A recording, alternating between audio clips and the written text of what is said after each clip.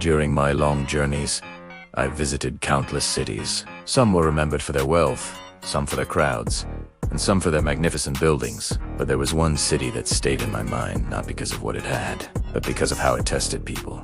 When I arrived, everything looked ordinary. Stone streets, narrow alleys, quiet markets. The people were calm, and the city seemed peaceful. Yet, from the very first step I took, I felt something strange.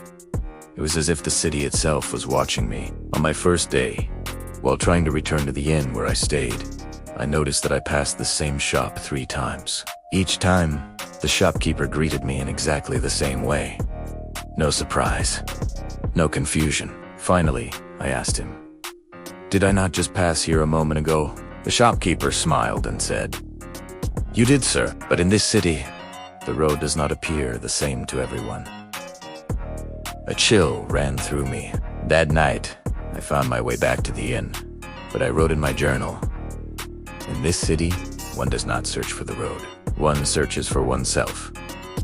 The next day, I decided to be more careful.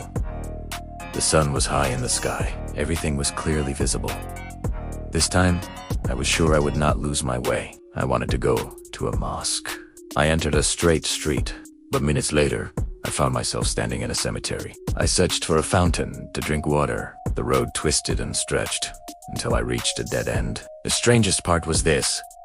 The people of the city found this completely normal. I approached an old man and asked, "Why are the roads in this city like this?" Leaning on his cane, he answered slowly, "This city does not like the impatient. It confuses those who walk with pride, but it guides those who are patient." At that moment, I began to understand. On the 3rd day, I decided to test the city. As I entered a street, I thought to myself, I will uncover this city's secret.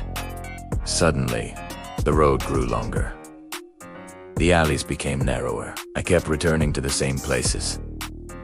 Then I stopped. I took a deep breath. And this time before entering the street, I said, "I am only a traveler."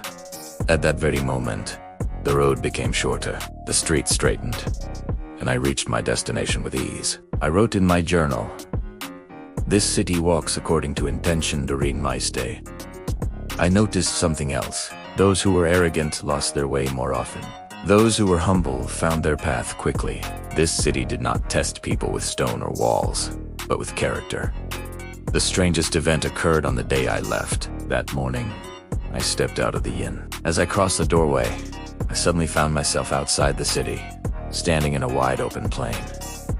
There were no streets, no buildings, no gates. Primera turned back, but the city was nowhere to be seen. In front of me, a straight road stretched into the distance.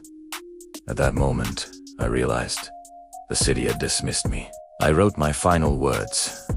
This city did not show me the way. It disciplined me. Years later, those who read these lines in my travels may ask, was this real or was it imagination? I give no answer, because some cities do not exist on maps. Some roads are not walked with feet, but with intention. And some journeys do not take a person to a place. They take them back to themselves.